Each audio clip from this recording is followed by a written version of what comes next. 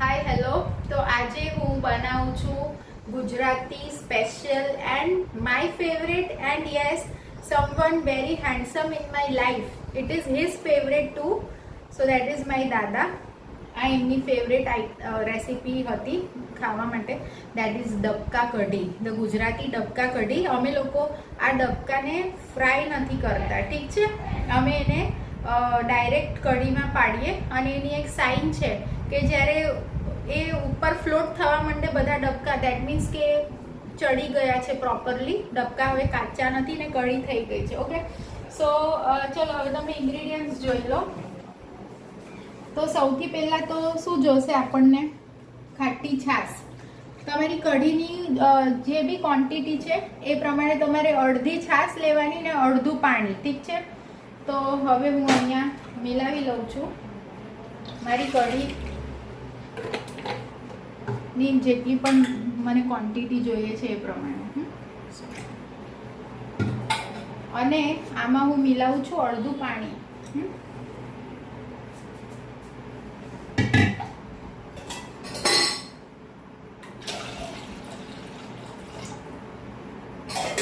હવે છે ને આ કઢીમાં આપણે કન્સિસ્ટન્સીનું ખાસ ધ્યાન રાખવાનું છે. The most important thing about this kadhi is the consistency, nothing else. Okay, તો આ મેં લીધું, આ છાશ લીધી છે ને, અડધી છાશ અડધું પાણી લીધું.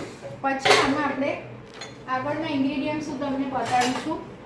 નાખશું એક્ઝેક્ટ 2 ચમચી ચણાનો લોટ. પછી નાખશું આદુ મરચાંની પેસ્ટ.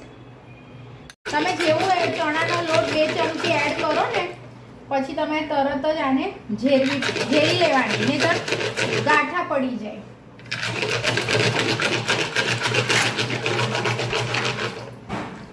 આ મેં ઝેરી લીધું. હવે નાખશું આમાં 1 મોટી ચમચી આદુ મરચાંની પેસ્ટ. પછી નાખશું લીમડો.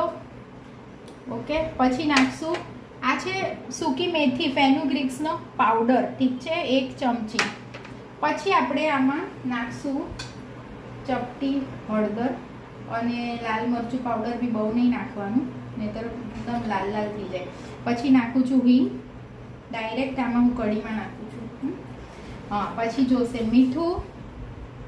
જો કારણ કે ડબકામાં બી મીઠું પડશે, ઠીક છે, ડબકા જે પાડશું એમાં, એટલે આ મીઠું હું થોડુંક જ નાખું છું. મીઠું હંમેશા છે ને ઓછું નાખવાનું ઇનિશિયલી, કારણ કે એને પાછળથી પણ એડ કરાય. ઠીક છે, આટલું થઈ ગયું. હવે હું આને થોડું મિલાવી લઉં અને આને આપણે કઢીને છે ને ચડવા, મતલબ ફ્લેમ પર મૂકી દઈએ.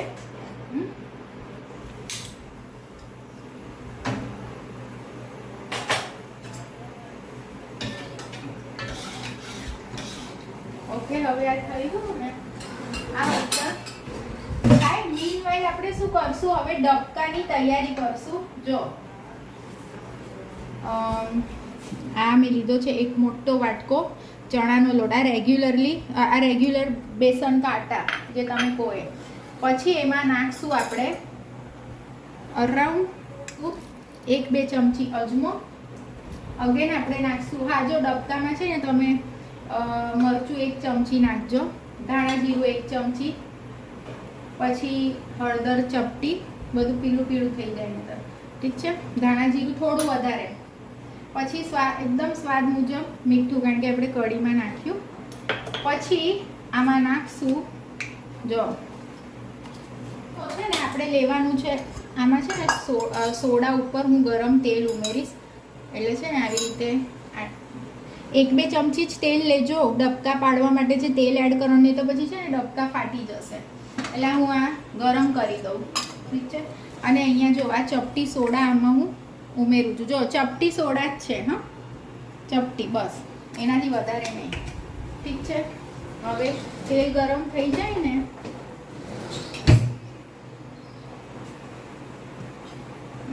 જો બીનવેલા કઢીને હલાવી અને સ્લો કરી દીધું છે, નહીં તો કઢી ચોટી જાય. હવે આ તેલ ગરમ થઈ ગયું. એ છે ને આ સોડા ઉપર તમારે ઉમેરી દેવાનું, ગરમ તેલ. હવે જરૂર મુજબ પાણી લેવાનું છે. એકદમ ધીરે ધીરે પાણી એડ કરવાનું અને એક બેટર બનાવવાનો. કઢીમાં ભજીયા પાડી શકીએ, પણ પાતળું નહીં કરવાનું, બરાબર? મારી પાસે આ વિસ્કર છે, તમારી પાસે વિસ્કર ના હોય તો પછી હાથથી કરી લેજો. આમ તો મને હાથથી ફાવશે, આ અમુક વસ્તુ હાથથી ફાવે, પછી છેલ્લે વિસ્કર લઈશ.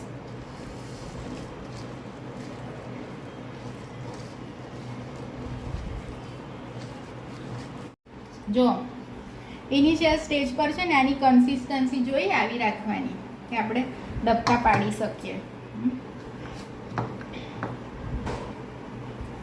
હવે આપણે આને લઈ લઈએ. જો આપણે છે ને હવે આનો એક ઉભરો કઢીનો લાવવાનો, પછી જ આપણે ડબકા પાડવાના. અને હું 9 થી 10 ડબકા પાડીશ અને પછી જે વધશે ને એને આ રીતે ઝારામાં એની સેવ પાડીશ આમાં. ઠીક છે? તો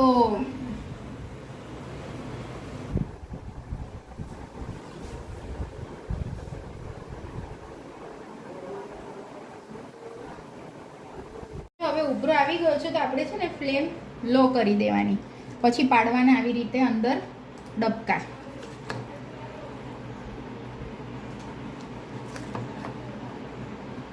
આ કઢી ખાવાની બહુ જ મજા આવે, બહુ જ મજા આવે.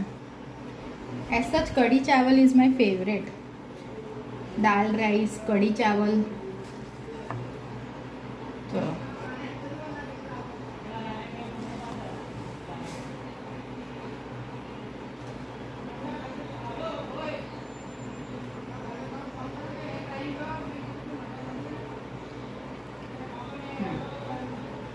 હવે છે ને આપણે આમાં થોડુંક પાણી ઉમેરી દેવું પડે, કારણ કે આપણે સેવ પાડશું ને એટલે. જો બાકીના બેટરમાં છે ને મેં 2 ચમચી પાણી ઉમેર્યું. કેમ? કારણ કે મને છે ને ઝારામાં સેવ પાડવી છે કઢીમાં, એટલે 2 ચમચી પાણી ઉમેરવાનું, એથી વધારે નહીં. જે મેં ડબકા પાડ્યા ને એનો એક ઉભરો આવશે ને પછી આપણે સેવ પાડશું અંદર. ઠીક છે? તો ફ્લેમ હું થોડી મીડિયમ કરી દઉં છું. તો જો આજની આ જ્યાં સુધી આ ડબકા નો ઉભરો આવે અને ઉપર ફ્લોટ થાય ને ત્યાં સુધી આપણે જો ફ્લેમ મીડિયમ છે, બરાબર? 2 મિનિટ હાઈ રાખી પછી મીડિયમ કરી. તો નેચરોપેથી ટીપ છે, જે સિનિયર સિટીઝન્સ હોય છે એને ઘૂંટણનો બહુ જ દુખાવો હોય છે, તો ઓફકોર્સ જે તમે ટ્રીટમેન્ટ લેતા હોય ડૉક્ટરની એ કન્ટિન્યુ કરજો. બટ વિથ ધેટ તમે ખાલી આ 3 ડેઝ માટે કરજો.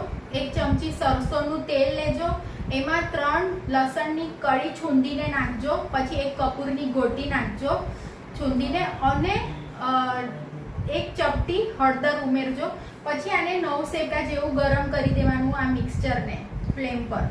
પછી શું કરવાનું, 9 શેકું ગરમ કરીને ઘૂંટણ પર અપ્લાય કરવાનું, થોડું એનું મસાજ કરવાનું. પછી એક કોરું મસલિન ક્લોથ લેજો અને એને તવા ઉપર થોડુંક જ મસલિન ક્લોથને કોરા તવા પર થોડું 9 શેકું ગરમ કરીને ઘૂંટણ પર બાંધી દેવાનું. આને આ રાતના કરવાનું 3 ડેઝ માટે. તો જે તમારો ઘૂંટણનો દુખાવો હશે ને એ અડધાથી થોડો વધારે, મતલબ 70% જેટલો ઓછો થઈ જશે. I hope you like and you will of course follow this naturopathy tip and please do share this naturopathy tip with your friends and family and yes, please do like, share and subscribe my channel. Bye. જો હવે છે ને 1 જ minute હું અહીંયા નજીક લઈ લઉં.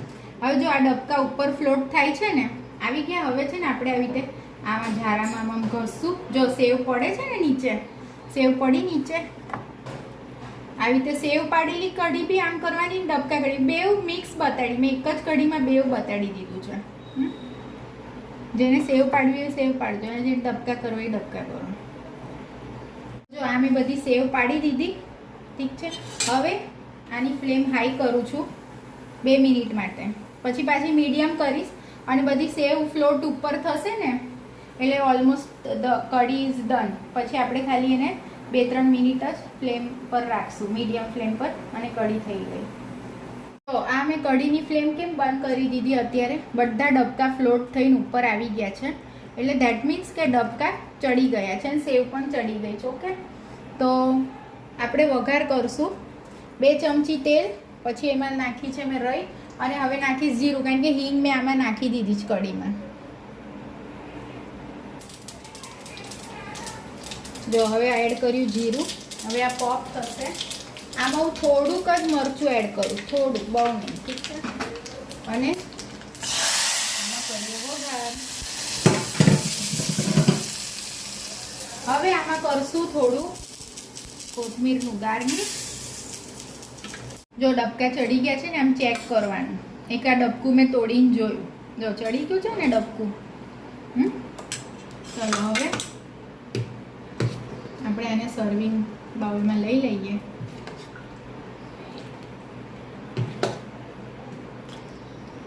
અને આજે હું આને ભાત સાથે ખાઈશ. કઢી chawal is my any time favourite.